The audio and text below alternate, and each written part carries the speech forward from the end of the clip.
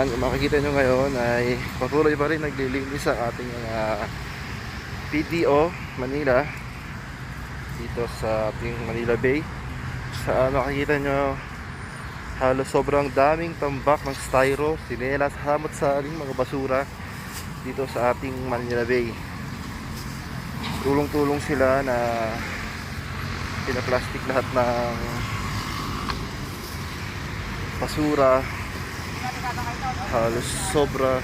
Tapos yung truck nila, ayun, nandiyan, maliit lang. Ayan, makikita nyo, hindi biro yung ginawa ng bagyong Ulysses dito sa Manila Bay. Pero pinipilit na ang ating butihing mayor na panatiliing malinis ito. Ayan. Ano tayo, ano masasabi mo tay? Sobrang dami tay, talagang Ito yung mga galing sa mga pispan.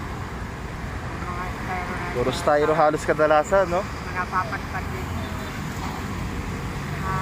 Hindi na ito ano dami kasi yung bagyo naman talagang Tuwing may bagyo, ganito talaga sitwasyon dito sa Manila Bay. Okay. kasi 18 years na kami rito talagang naobserbahan na namin yan.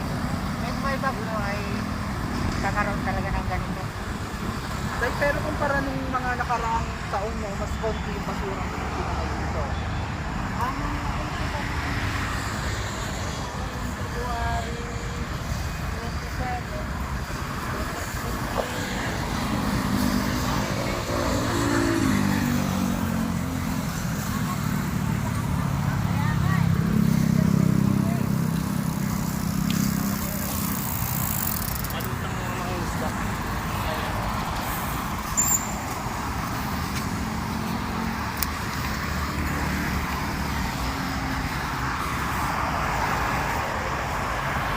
Ayan, makikita nyo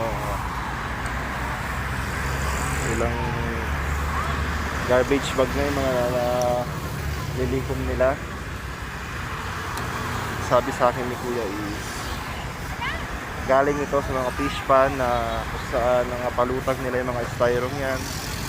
Tapos lahat inanod dito sa Manila Bay. Kaya sobrang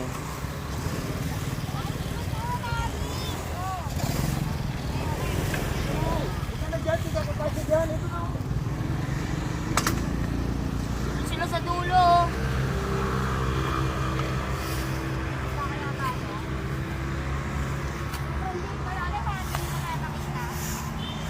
sobrang sobrang hirap ngayon para sa kanila, pero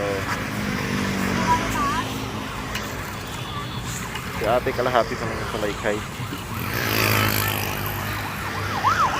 Kaya binubuhat sa labas. Ayun, nandun pa pala ibang garbage bags, nakahilera doon.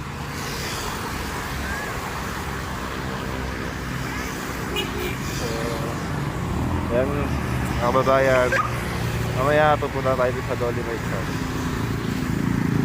Update ko kayo ngayon.